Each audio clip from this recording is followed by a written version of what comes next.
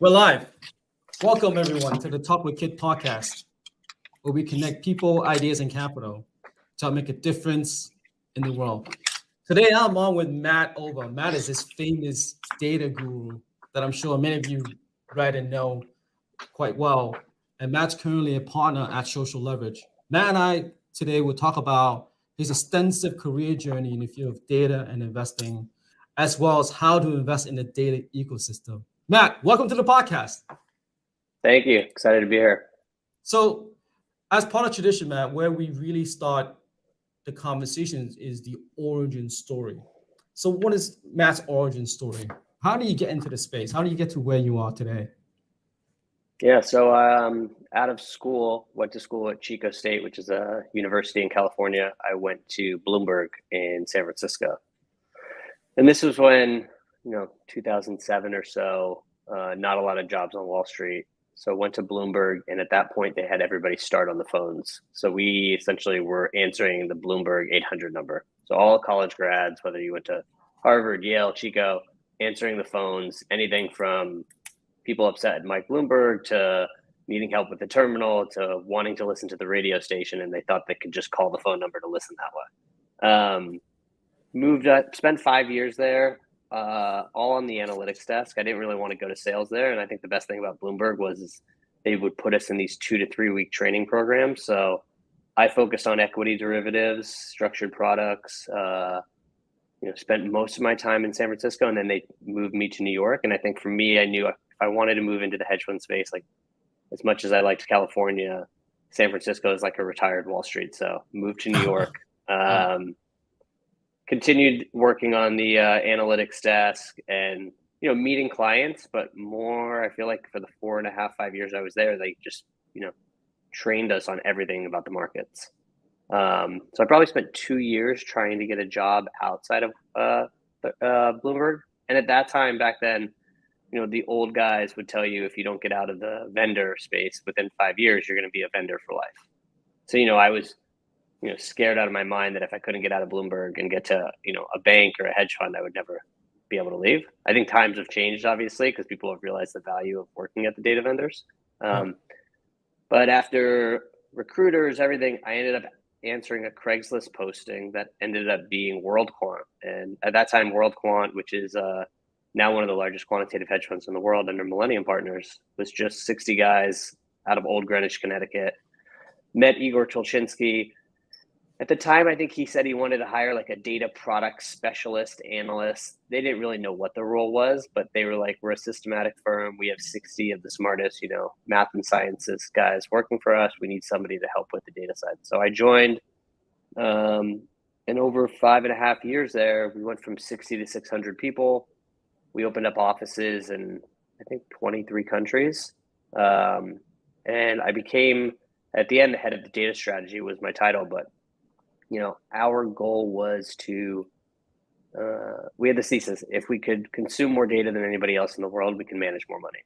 And I feel like every year we tried to 100x that, but automate everything at the same time. So how do you automate from finding data to trialing data, testing data, automating and giving yourself insights into how much money you're making per data set, new idea generation, both machine and human-based alpha, automating the contract process. At that time, we started a venture unit called WorldQuant Ventures, which I worked on with Steve Lau, who's still there running WorldQuant Ventures. So we said, if we're going to back and pay for some of these data sets, and we're talking thousands of vendors at our peak, let's invest in some of these as well, right? We're helping them, we're teaching them how to sell into the quant space. Let's own a piece of it as well. So we did a lot of investing. I think Steve now has invested well over 100 companies. Wow. And we also started our own web scraping team. So we had, offices in Vietnam and throughout China. And, for me, I was traveling probably once a month to a different country. And we built, what Igor liked to call the Alpha Factory, where we had researchers, we had PMs, we had a risk team, and the data team sat at the center of that. And we just believed the more data we ingested, both paying from vendors, but also building our own web scraping so we could collect and create our own data, the more money we could manage, the more alpha we could produce. So I did that for 5.5 years. towards the end, as much as I was enjoying it, Dan Loeb approached me through a recruiter, and for about a year we talked, and then I joined him. And the thesis there was, Dan was very successful at Third Point, but he believed that if I'm investing in, the Googles, Alibabas, all these companies that use data and technology, how do I leverage that? How do I start to leverage that internally on my side? So how do we build a world-class data science team is what we said within 5 years. So I joined there. They essentially gave me a desk and said, like, go ahead and build it. Quickly hired one of my good friends, Akarsh, who was working at FactSet at the time, who was an early Revere guy. I think for me, I always said, like, one of the smartest guys in the data space and the technology space and could really execute on almost anything, and brought him over as my right-hand man. And we built out a team to essentially rethink risk data analytics. How do we use data throughout the investment process? Equity, credit, structured credit, private. We were doing some crypto stuff. We did that was there for just over 5 years. It was great. We did everything from, this was building from scratch, not only the team, but the entire technology infrastructure. So, a lot of these fundamental hedge funds, they don't really have a CTO that's involved in the front office, right? It's more of like IT support and services. So we came in and quickly realized that as much as it was one portfolio, all the analysts kind of had their own business or running their own book. There's no collaboration across data. So we said, how do we leverage data for better insights? Not playing the quarter, not trying to use AI to make predictions, but much more of like, how do you invest in Starbucks and not analyze consumer transaction data to get a better sense of, the trends, right? And really understand the KPIs that matter per company and bring in data that helped us better understand how those KPIs were trending, and do that across all the industries we had, all the asset classes, and just bring in also tools to make the investment team more efficient.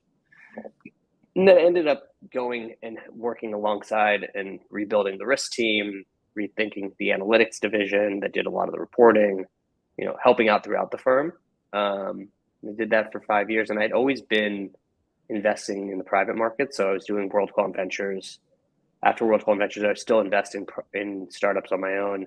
And I had been an LP in social leverage for 10 years, had known Howard Lindzon, who started StockTwits almost 15 years, because we were actually WorldQuant was the first buyer of StockTwits data for trading. So that's how I got to know Howard, since he built that. And they had a phenomenal track record as a seed investor. They were the first investors in Robinhood, eToro, Alpaca, Customer with a K, YCharts, ChartIQ, like all these companies that we all know from not only the fintech space, but enterprise SaaS. They asked me to join as a partner, and I think it was a good time for me to leave Third Point. We had built everything we had wanted to accomplish, and gave me the opportunity to move to San Diego, bring the kids and family back to the warmer weather, and just focus on early stage investing. So now social leverage, we're on our fourth fund, $100 million seed fund. We write $1 to $2 million checks. And then we also have an emerging managers fund to fund, where we backed what we think are the, 19 of some of the best up and coming managers in the venture space across Web3, fintech, enterprise, and consumer. Now, you effectively were part of the early trend of what a data scientist as a career, essentially, when you join WorldQuant. Like, if someone today trying to take that path you take, like, how would someone get started in the industry? Yeah, I guess the data science title I always kind of laughed about, right? Like data analyst, data strategist, data scientist. Like, I'm not going to be the guy to sit in the room and be able to debate the new LLMs and OpenAI and the hardcore data scientist. I think in the finance space, data is interesting because you have the engineering side. Most of the fundamental hedge funds don't want a data science team. They want people that have Python skills, understand actually what's going on in the fundamental side, and can understand how to take data sets and make sense of them, but also speak to them and help be part of the story, right? Rather than pure data science. Whereas in the quant space, you want some of the most brilliant mathematicians that really understand, not only the technology side, but also like how to read a white paper, replicate it, and do it better. So I feel like there's this big difference. I would say I was getting into it now, I think the question would be is like, what do you truly enjoy doing? Do you like sitting and coding and reading research papers and playing with data? Because that's like much more of the quant space. If you want to be on the fundamental side, like I think there's a big part of that where you have to have the extrovert, interest in speaking with analysts, right? And having conversations, right? Because at the end of the day, like you have to kind of sell what you're building in the fundamental space, whereas in the quant space, the data speaks for itself, right? Here's my Sharpe ratio. Here's, how correlated I am to the book. Here's, a million other factors. It's a very different, not only culture, environment, but skill set. Yeah, definitely. But like, what is I guess it does feel like a big pivot, right? To being, a world quant, and then third point on leading a data strategy to being now an investor at social leverage. Like how does, yes and no. I guess yeah. like my feedback with people would be is like, I joined World Quant as probably the guy that was the least sophisticated when it came to math, science, and technology, right? Like no matter what it came down to, I think when I was there and I was even trying to do any coding, people would be like, we have some of the smartest people in the world in that space. Your value add is understanding the markets, understanding the data, thinking about how can we bring these two things together. I think at third point, Dan would always say like, if he interviewed 100 people, the reason he chose me is because he could sit down and we could have a conversation, and he knew I could hire people that were smarter than me and bring in the talent and bring the pieces together and execute on the vision. But he also knew that I wasn't the one that was going to sit there and debate like this AI model versus that other. But I also was the one that would be able to quickly say like, this is not AI. This is not something we need at third point. We don't even have data. Why are we talking about AI? Right? Like that's always kind of the joke. Yeah. I think if you think about it, going from that to investing in these things, like I spent hundreds of millions of dollars buying data from vendors, right? Meeting with them. I think one of the aspects we, focused on at WorldQuant was like, we were friendly with vendors, we respected them, and we would meet with hundreds of them a month, right? Understanding what their differences are, giving them feedback, dissecting these companies, seeing over those 15, 20 years, which of these companies actually did well and performed well. And so like now when I'm investing at social leverage, like we're investing in fintech, I think data falls into that bucket. But it's very hard to find companies that are investable that are just focused on selling data, especially in financial services, right? We know how hard it is. When was the last time we saw somebody really make a push to be the next IHS, S&P, Market, FactSet? We're starting to see some of these companies, bubble up, right? AlphaSense, Tegas, some of these guys that are getting much larger and raising larger amounts of money, but it's very hard because you have to acquire, you have to sell outside of finance. So it's a different mindset. So as much as it excites me to meet with companies that are trying to build in the space, I think it's not always as easy. And so, on that point, what is your view on the data ecosystem? Which areas or you see with investing opportunities, like how you see the ecosystem shifting over the next 3 to 5 years? I mean, I think that we need a lot of consolidation. Right? I think there's a lot of products and not a lot of companies. I think there's a lot of older companies that have a lot of rich data, but they have poor sales, poor partnerships, poor productization. They don't understand how to really sell and do contracts. So I think there's a whole host of that. And I think there's a whole host of like exciting smaller companies that have really good, maybe technology. Wait. They So, just don't so all these marketplace doesn't help with that? I mean, listen, at the end of the day, I don't know if I ever bought data directly from a marketplace, right? That's right. It's not really, I mean, aside from the compliance, legal, and DDQ aspect, like there's the relationship, there's the back testing, there's so many things that go into it that it's very hard to say you're just going to go to a marketplace. I do think in the future, maybe machines will go to a marketplace and buy data based off of, a query that you put in that you're looking for something, and it'll go purchase the data for you. But I think we're, 5-10 years away from that even becoming possible. And I don't know if finance will be the first to make that push. It'll probably happen from other industries. So I think that just consolidation in general, like, talk to some of the largest, financial services companies. They have thousands of vendors. I can think about how many companies I paid like 20 grand a year for something small. They had one product. So I think we need consolidation. I think we need better productization. I think that there's a lot of good analytics and tooling, but you're better off having a couple more market IHS S&P size companies that make it easy to discover the data. Like, I wouldn't say that it's easy to go to S&P and discover everything they have. Hopefully with like OpenAI, ChatGPT, I'll be able to find out that, hey, S&P has incredible data on the automobile space. How many people know that in the hedge fund space? Probably not as many as should.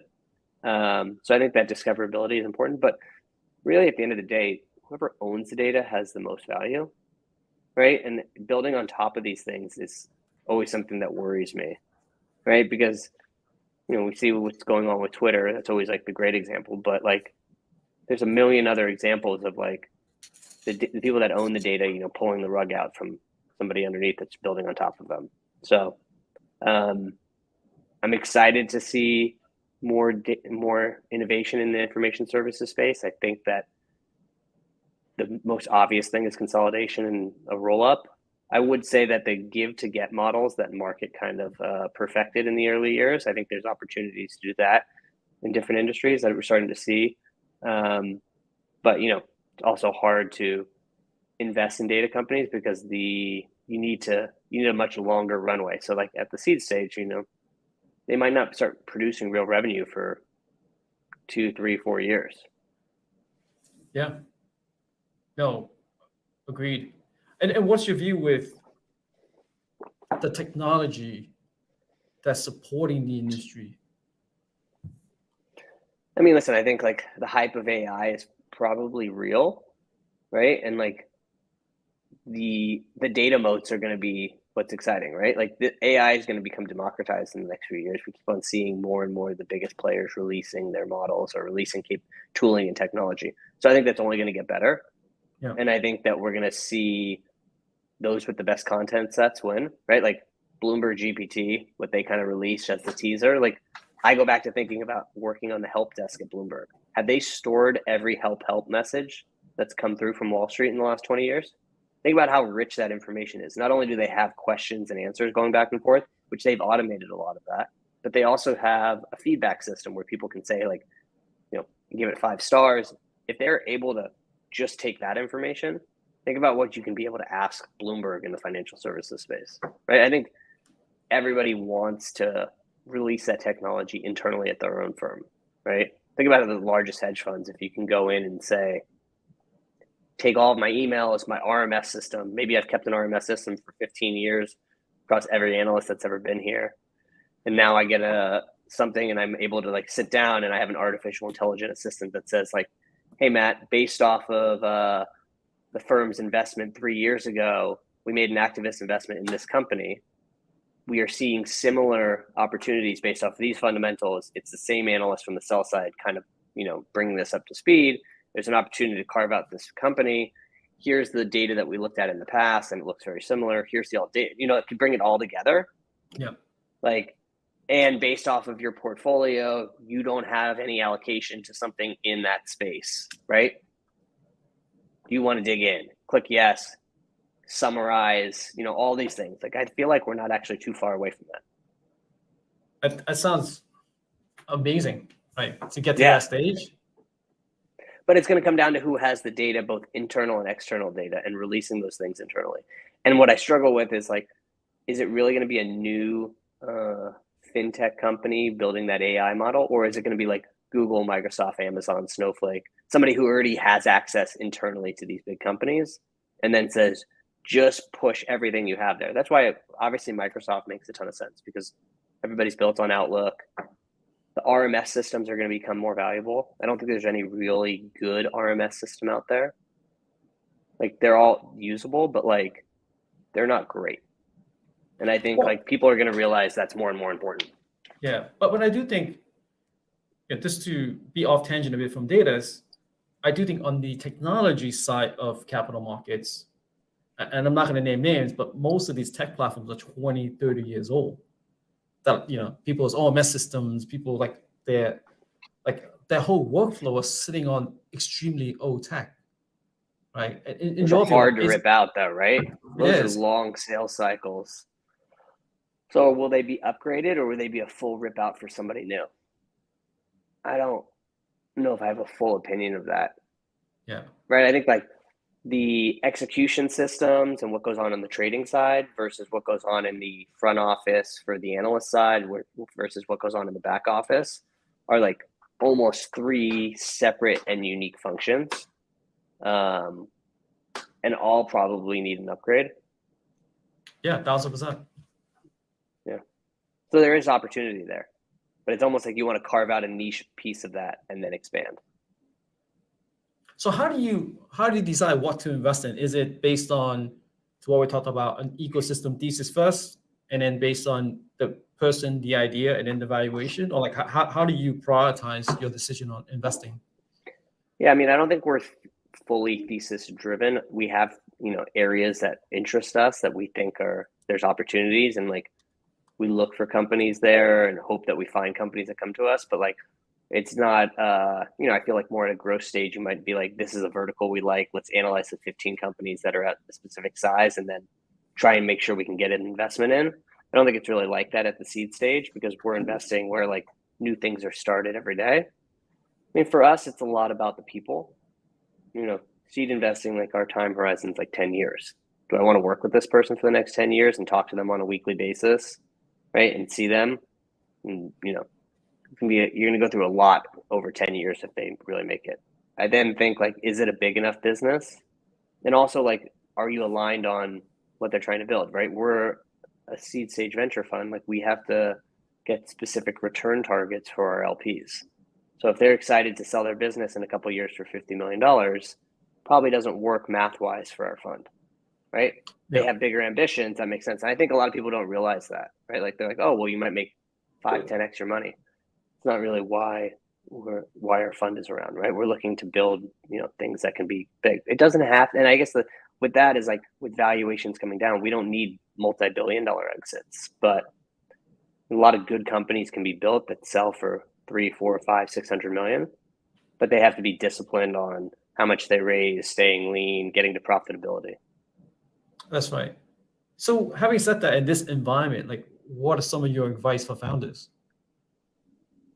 I would say building a product and raising money from the right venture funds that are going to help them, raising as little as possible to get to, a proof of concept, staying lean, right? Like I think raising series A, B, C, and D is much harder than it was 2-3 years ago, and valuations have come down. So, how quickly can you get to $1 million in ARR and break even, right? Can you raise your seed round and then arguably not need a raise again, and you can just slowly build, right? I think the world we live in right now is it's not grow at all costs, and customer acquisition is really difficult, right? I also think that B2B is easier right now than B2C, right? Like building the next, my partner Howard invested in Robinhood, right? We probably see 1 million of what's the next Robinhood.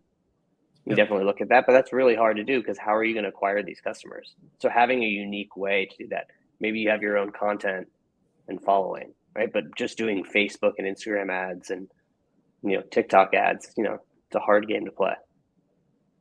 No, definitely.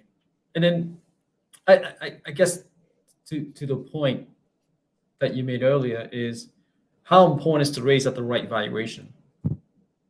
I think it's really important because I think if you raise too much money at too high of a valuation, you're just putting too much pressure on yourself, right? If you optimize for this, I raise at the highest number possible. It doesn't matter who the investor is.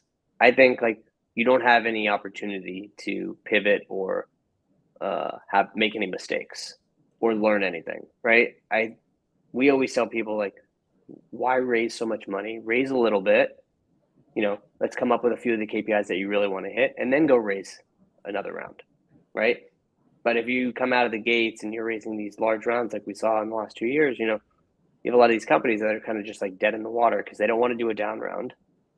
They now like valuations have come down, like Series A aren't being done at these astronomical prices, and you kind of have like locked out a lot of investors that are very price sensitive.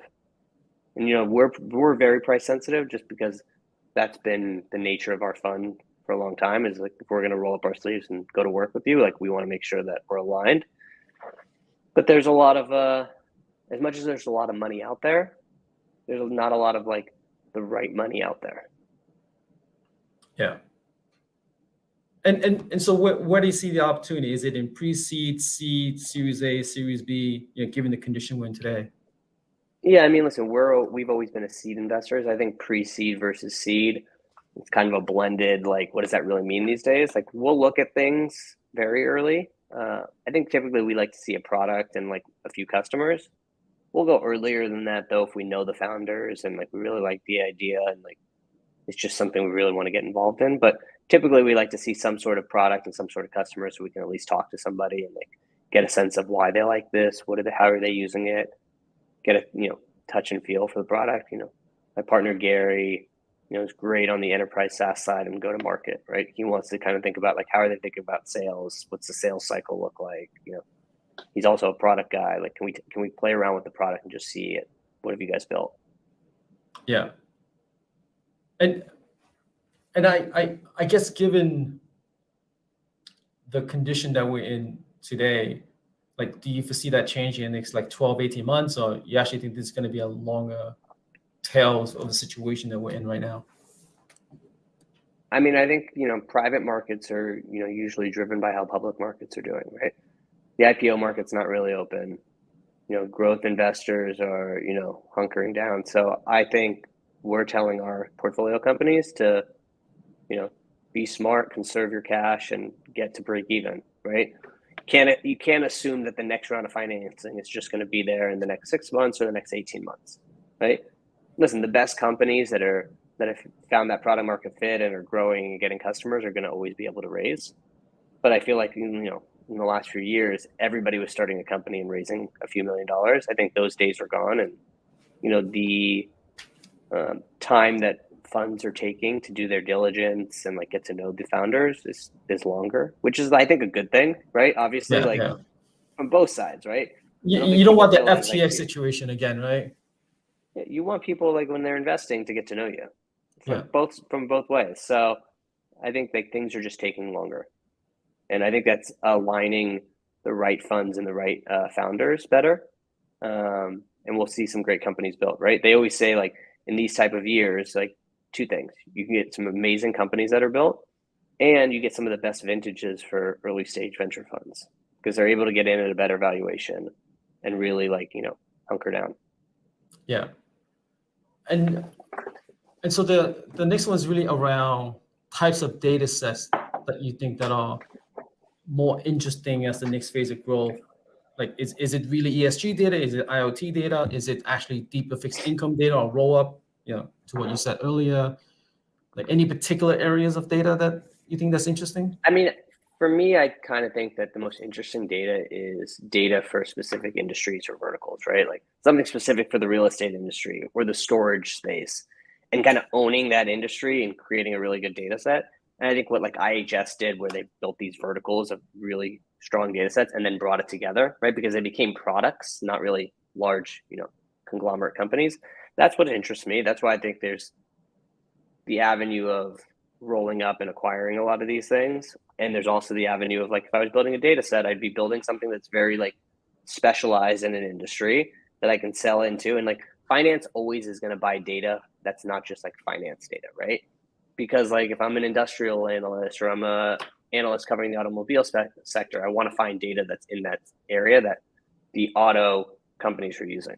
So that's what interests me. I think the give to get model on data is always interesting because you can get data more quickly and more history, because otherwise you're kind of starting from scratch. I still think that there's a lot of opportunity in just like the data that's out there on the web, right? There's the web scraping, but there's just so much metadata on the internet that's not organized properly. So I think there's different ways to capture that. But for me, I also think that there's just a lot of companies that data is just a part of is not the focus of the company, but they do know that they'll be collecting it over time. So I would say we make a lot of investments on our team and companies, and like I can quickly see, like, listen, data is not part of the story right now, but what they're consuming in 2 to 3 years, there's a whole new product line to be had. And I'm not really just thinking about hedge funds, right? Like, or the financial services in general, but just like everything else that they can sell to. And maybe the hedge funds become 10% of the revenue over time, right? I think about like, company I think that did this great was SimilarWeb. They never really focused on the hedge funds in the early years. They built a great product, but during COVID, I think, at least on the fundamental side, everybody woke up that like you need some sort of SimilarWeb type product, whether it's them or a competitor, because you need to understand people's digital footprint and like everything that's happening on the web. But finance was never a focus of theirs. Like I never had them calling me trying to sell me like a quantitative API feed, right? But they did help us when we needed, to better understand the growth of Target's, e-commerce business, right? And all the ways to just think about using those tools. So I think that's interesting. Listen, I always think that in fixed income and reference data, the boring stuff, there's opportunity there. It's just a really hard space to get into because the big guys are so ingrained. But my whole thing with data and when people are trying to sell into the finance space is like, nobody wants to be alpha.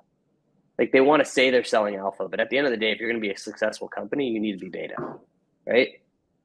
Some of the best data vendors, like we're selling alpha, and now like you can't do your day job if you don't have XYZ data vendor, because how do you invest in Alibaba or some of these other companies without this one or two data sets that everybody's looking at? That's where you want to get as the vendor. Obviously, it's not sexy because you're not being like, oh, our data is going to make you this much money, but like to make your business actually a business and not live and die by like your accuracy on the quarter, you got to be like a default data vendor. I think that's what's more investable from a venture perspective. No, I agree. And people don't realize, like, they always think about, why people license data is to make the money. It's actually to make the money, to save them money, to help them avoid fines or regulatory compliance, to help them look good in front of their customers. That's why league table service exists, right? And then the last one is really to help improve upon existing processes, right? Those to me are the 5 pillars of why people license data. And I think a lot of the data. I completely agree with you. It's like everything that's not selling alpha is what's interesting, right? That's right. The regulatory compliance side, maybe it's more efficiency, it's tooling, right? AlphaSense has always been good at like, it made an analyst a day job easier to consume not only the sell side research, but company filings and so forth, right? Like things that just become that, and then you layer in other content and data sets. But yeah, I think that it's very tough to just go out and sell alpha, or you can go out and sell alpha, but it kind of hits a peak, right? There's only so much money to be made. And then you get to a point where like, if you do screw up, your clients are going to be all mad. There's going to be a lot of churn no matter what, because funds, start and stop every day.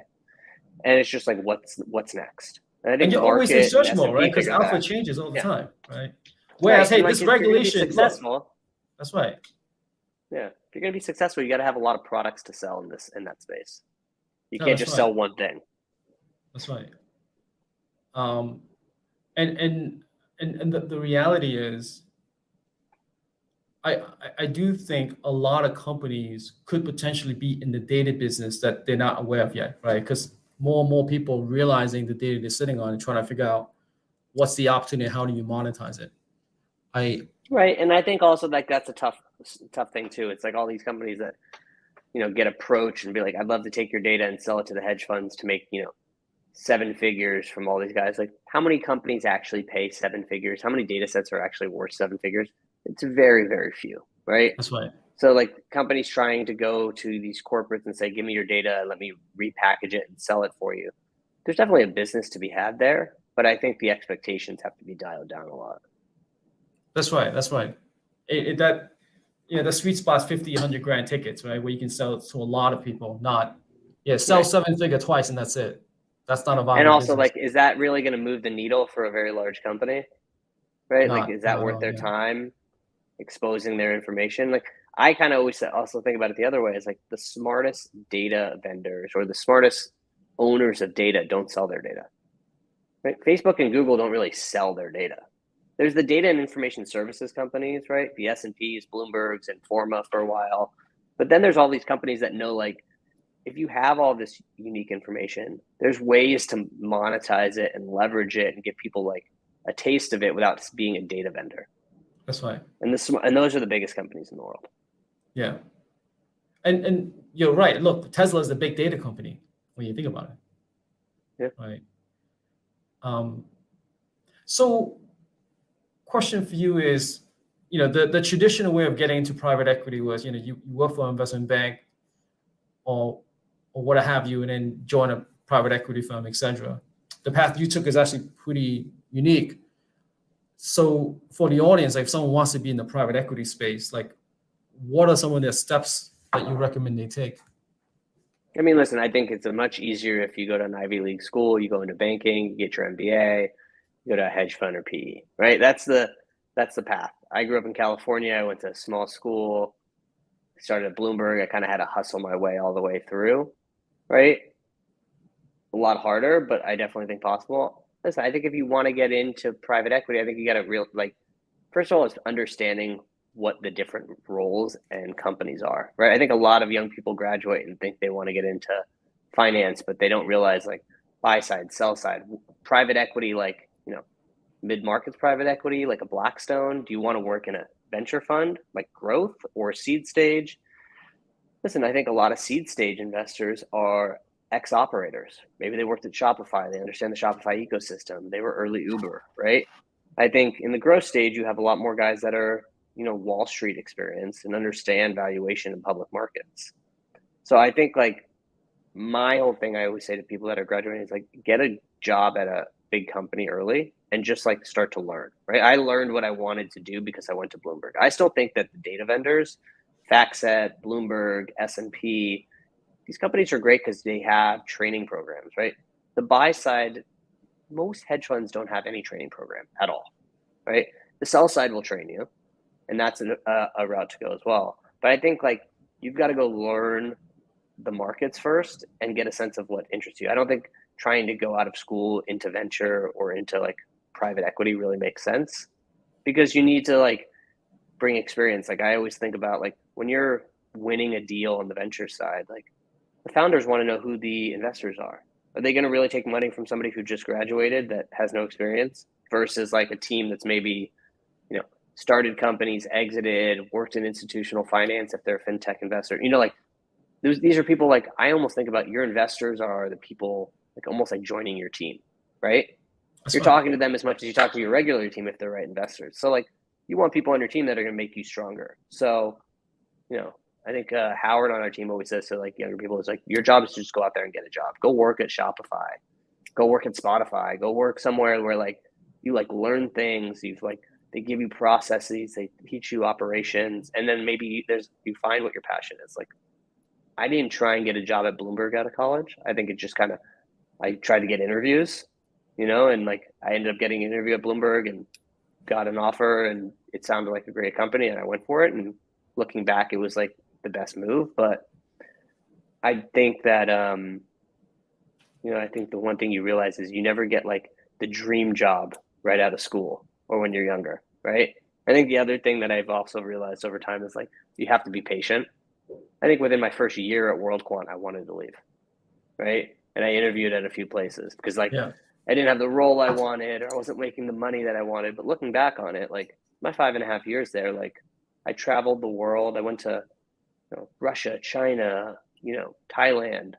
I went to every vendor, every conference in the world. My network got so strong. So I think that's the way to get in there. And I think at the end of the day, as much as it's about the network.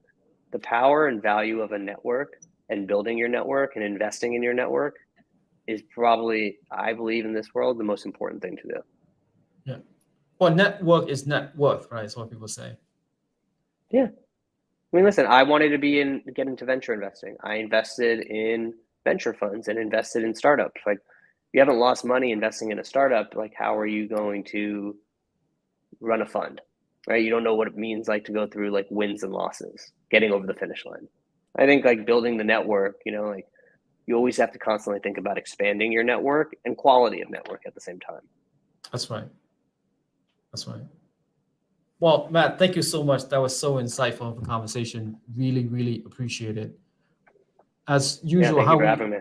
How we usually end this is really the questions back to you in terms of how can we help you as a channel? What are the types of people you want to connect with, and what are some of your asks of the community? that's listening at the moment? Yeah, for us, I mean, any early stage companies, looking to meet VCs in the seed stage, fintech, obviously love data and analytics. We do stuff in the enterprise SaaS side. So always looking to meet people that are interested in learning more about social leverage and how it can be helpful. Talked a lot about the data roll-up. That always interests me. And just connecting in general about the industry. Great. Thank you, Matt. Thank you, everyone, for your continued support. Have a good weekend. Bye-bye. Thank you.